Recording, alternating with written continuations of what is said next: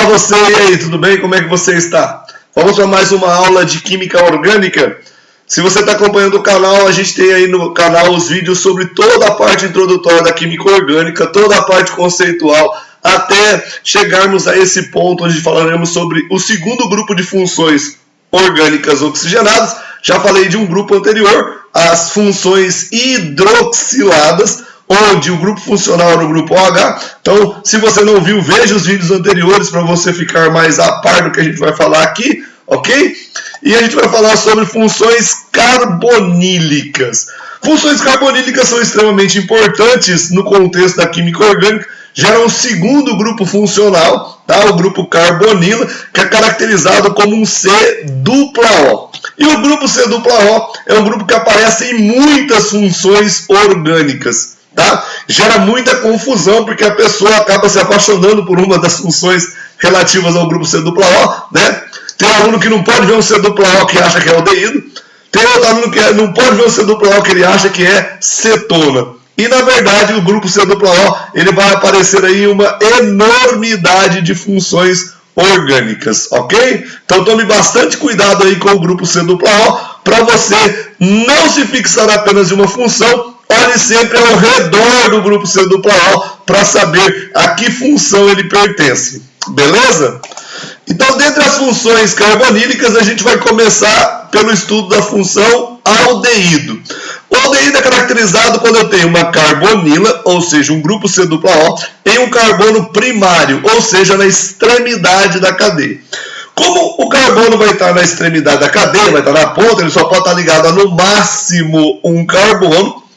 A quarta ligação da carbonila do C-dupla-O tem que ser feita com um hidrogênio. Então, caracteriza-se um aldeído por esse grupo C-dupla-O ligado a um H, o que é chamado de aldoxila, tá? Carbonila em carbono primário, uma aldoxila.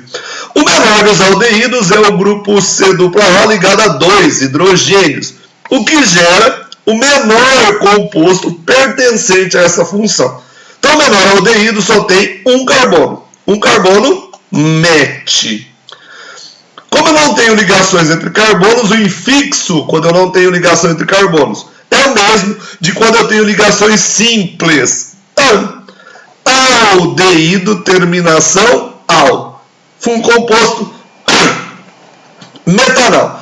O metanal é o menor dos aldeídos. É conhecido como uma solução de a 40% em massa de metanal, conhecida como formol, que foi muito utilizado aí como bactericida, né?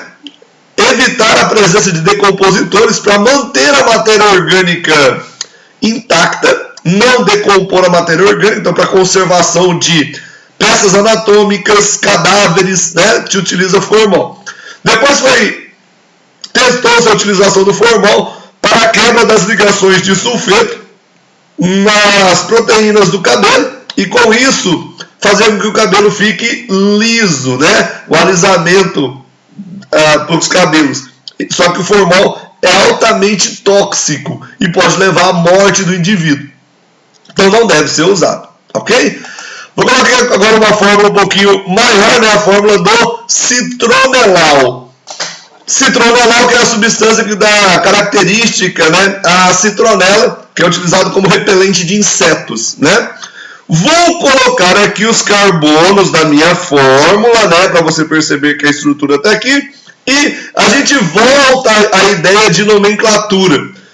Não podemos nos esquecer que a regra de nomenclatura para composto orgânico é uma só. Segue-se sempre os mesmos passos para dar o nome correto de um composto orgânico. Então, qual é a primeira coisa que eu preciso fazer? Verificar se eu preciso identificar a cadeia principal. Preciso escolher a cadeia principal? Preciso. Por que eu preciso? Por causa desse carbono aqui, ó, que é um carbono terciário, e desse carbono aqui, ó, que é um carbono terciário. Então, eu sou obrigado a escolher a cadeia principal. Pela regra, a cadeia principal deve conter primeiro o carbono do grupo funcional. Esse aqui. Então a minha cadeia principal tem que passar por aqui. Depois, as insaturações. Então ela tem que passar por aqui também. Então, eu vou pegar a cadeia até aqui. Como aqui eu tenho um carbono terciário, eu tenho que escolher um dos lados. Como os dois lados têm o mesmo número de carbonos, eu posso escolher qualquer um deles. Eu posso vir para a esquerda ou posso vir para a direita. Eu vou vir para a direita, ok? Depois que eu escolhi a cadeia principal, eu devo numerar os carbonos da cadeia principal, começando de uma das extremidades. Qual delas? A que estiver mais perto do grupo funcional. Então, vou começar daqui e vou numerar os carbonos. Perfeito? Então, eu tenho os 8 carbonos do citronelal. Percebo que ficaram alguns carbonos fora da cadeia. Esses carbonos fora da cadeia são chamados de radicais. Muito bem. Então, aqui eu tenho o radical metil e aqui eu tenho outro radical metil.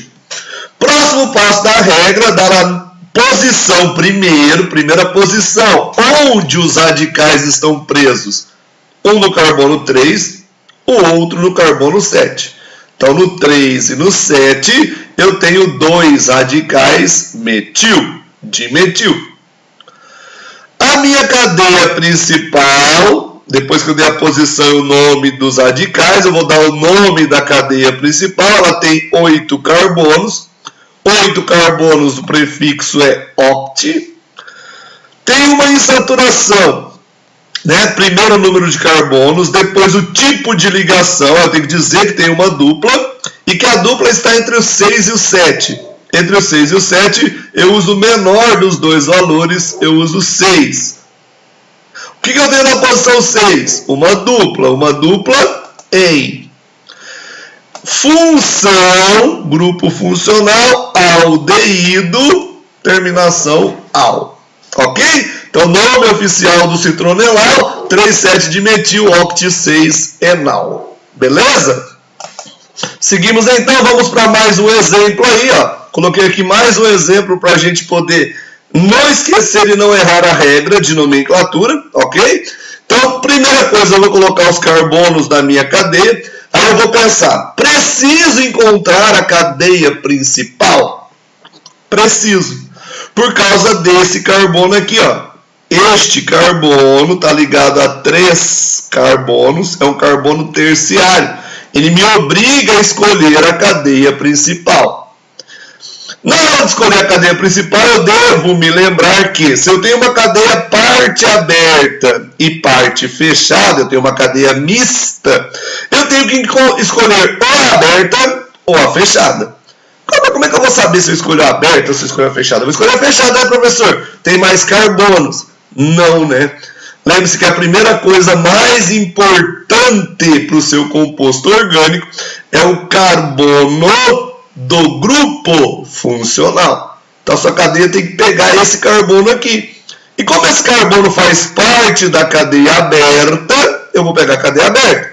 E a cadeia fechada vai ser o meu radical. Escolhida a cadeia principal, eu vou numerar os carbonos da cadeia principal, começando da extremidade mais próxima do grupo funcional. Dar a posição e o nome do radical. Então, na posição 3, esse aqui é o benzeno. Não esqueça que quando o benzeno é cadeia principal, ele é benzeno. Quando ele é radical, ele se chama fenil. Cadeia principal, 3 carbonos prop. Ligações simples an, aldeído al, 3-fenil propanal. Ok?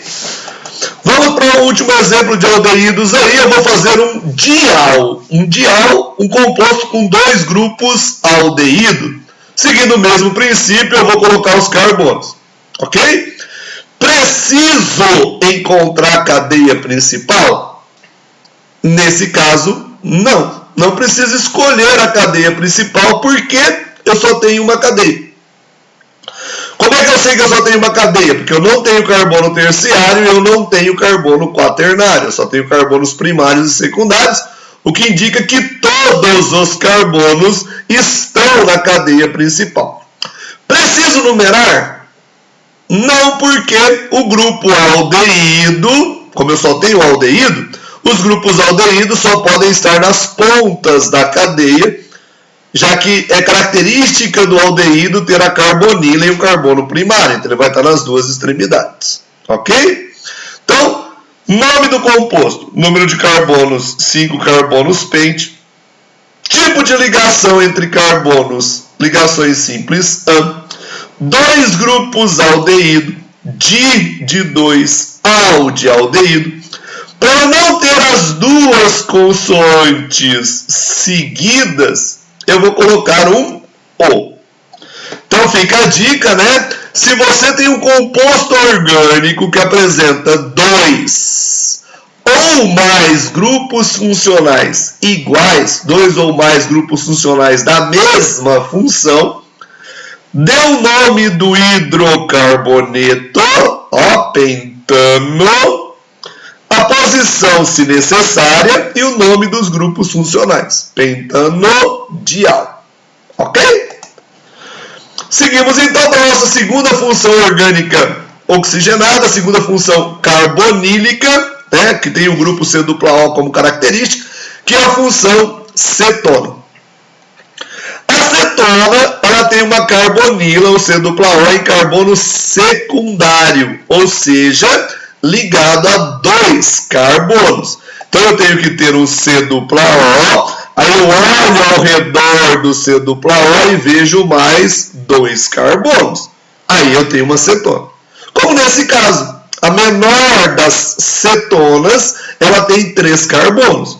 Né? O que é tranquilo, é óbvio, né? Se o C-O tem que estar entre 2 carbonos, o mínimo que eu terei de carbonos são 3 carbonos. Então essa aqui é a menor das cetonas.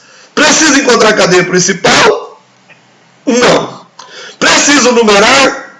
Também não. Não preciso encontrar a cadeia principal porque eu não tenho carbono terciário. Não preciso numerar porque para ser cetona esse C-O terá que estar aqui no meio mesmo. Ok?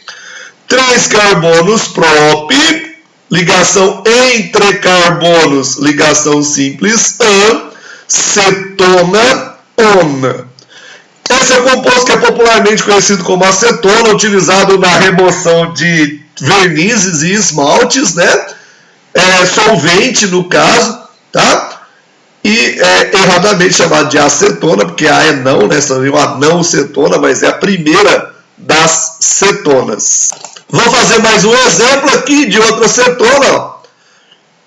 Está aqui a minha fórmula em bastão do meu composto. Vou colocar os carbonos em cada um dos seus vértices não ocupados. E vou perguntar, preciso encontrar a cadeia principal?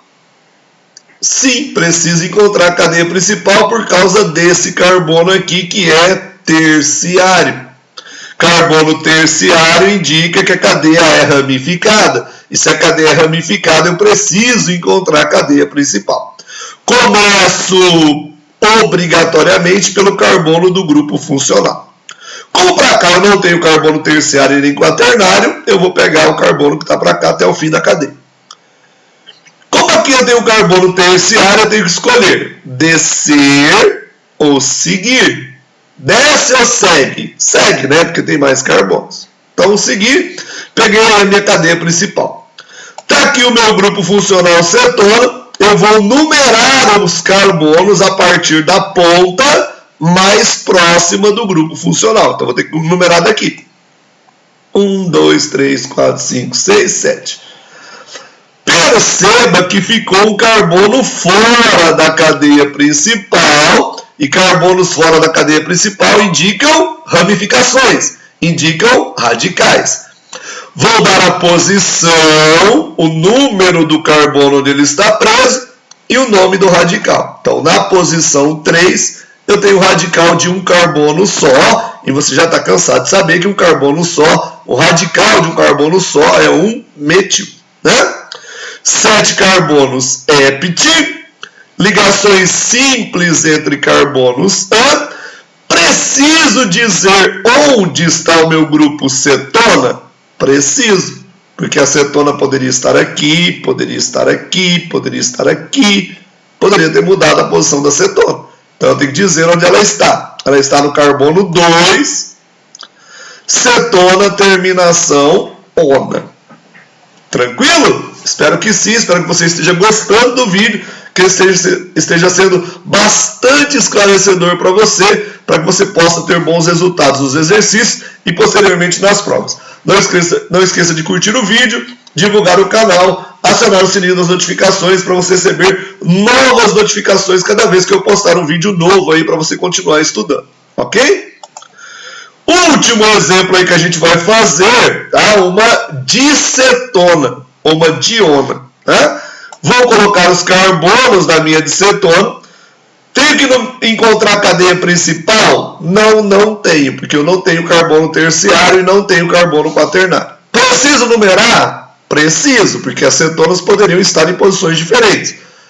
Posso numerar daqui para cima, né, de baixo para cima, uma cetona no carbono 2 e a outra no carbono 5, ou de cima para baixo. E ficaria uma na 2 e a outra na 5. Como as distâncias são as mesmas, não há preferência. Beleza? Como eu quero subir na vida, eu vou numerar subindo.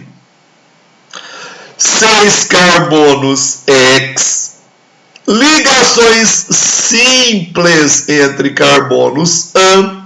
Lembra que eu dei a dica anterior, aí no vídeo anterior para você, sobre quando eu tenho dois ou mais grupos funcionais da mesma função, eu devo dar o nome do hidrocarboneto primeiro, as posições 2 e 5 e o nome dos grupos funcionais, diona. Beleza? 2 e 5 diona. Ai, professor, ficou um pouco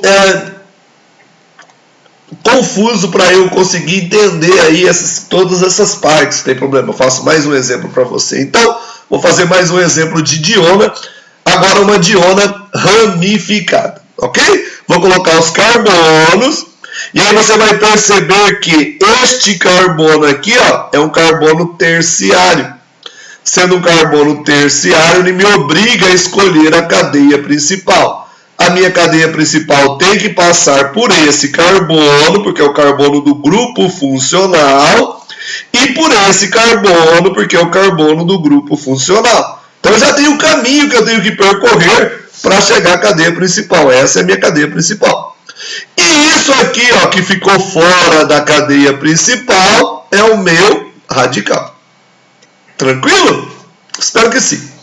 Vou ter que numerar a partir da extremidade mais próxima do grupo funcional. Aqui ele está no carbono 2, aqui ele está no carbono 2.